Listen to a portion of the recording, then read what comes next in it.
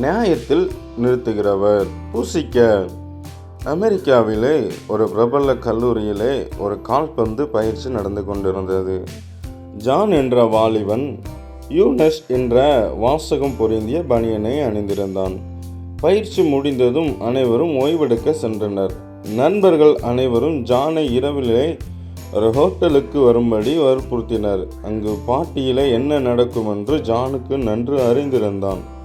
எனவே அவர்களோடு கலந்து கொள்ள மறுத்துவிட்டான். கோபம் கொண்ட ஜானின் நண்பர்கள் ஜானிடம், எங்களை விட உனக்கு மேலானது எதுவும் உண்டோ என்று கேட்டனர்.